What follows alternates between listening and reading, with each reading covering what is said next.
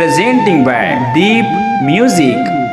नमस्कार दोस्तों, नए नए छत्तीसगढ़ी गाने सुनने और देखने के लिए हमारे दीप म्यूजिक चैनल को अभी सब्सक्राइब करें और बेल आइकॉन के बटन को क्लिक करें।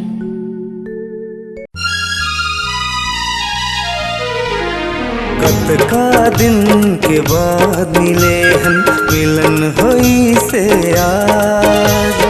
कतका दिन के बाद मिले हम, मिलन होई से आज। हृदय मायापन लगा लेना वो, हृदय मायापन लगा लेना वो। जी भर के करहूँ तोला प्यार, जी भर के करहूँ तोला प्यार। कतका दिन के बाद मिले हम, मिलन होई से आज। कतका दिन के बाद मिले हम, मिलन होई से आज। हृदय मापन लगा लेना गा, हृदय मापन लगा लेना गा। जी भर के करबे मोला प्यार, जी भर के करबे मोला प्यार। कतका दिन के बाद मिले हम, मिलन होई से आज।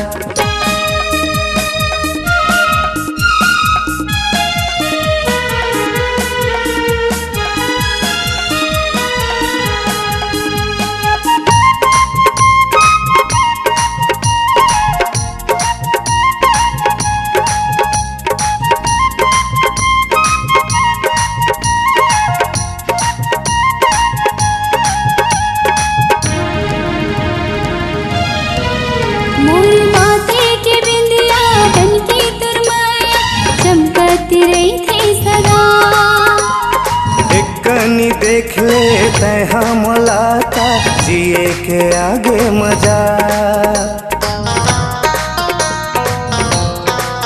मोर माथे के बिंदिया बन के तोर माया, चमकती रही थे सदा।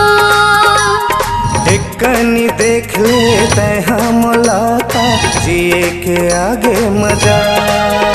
भूली माँ नहीं भूला सपना की संगवारी, सुरता पर तो जी फिर तो मांगा भारी। जी भर के करबे मोला प्यार, जी भर के करबे मोला प्यार। कतका दिन के बाद मिले हम, मिलन होई से आज। कतका दिन के बाद मिले हम, मिलन होई से आज।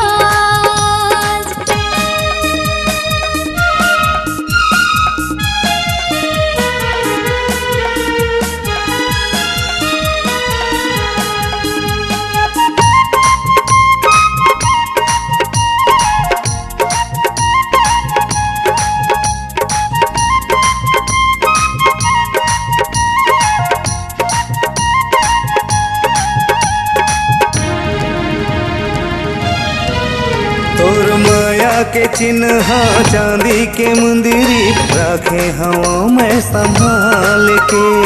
चांदी के मुंदरी रो है वो राजा, दीहा करी जा निकाल के। तोर माया के चिन्ह चांदी के मुंदरी, रखे हवा में संभाल के। चांदी के मुंदरी रो है वो राजा, दीहा करी जा निकाल के।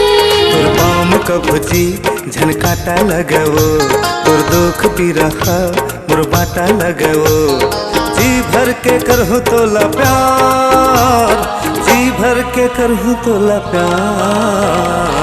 कतका दिन के बाद मिले हम, मिलन होई से आज। कतका दिन के बाद मिले हम, मिलन होई से आज। हृदय मायापन लगा लेना वो, हृदय मायापन लगा लेना वो।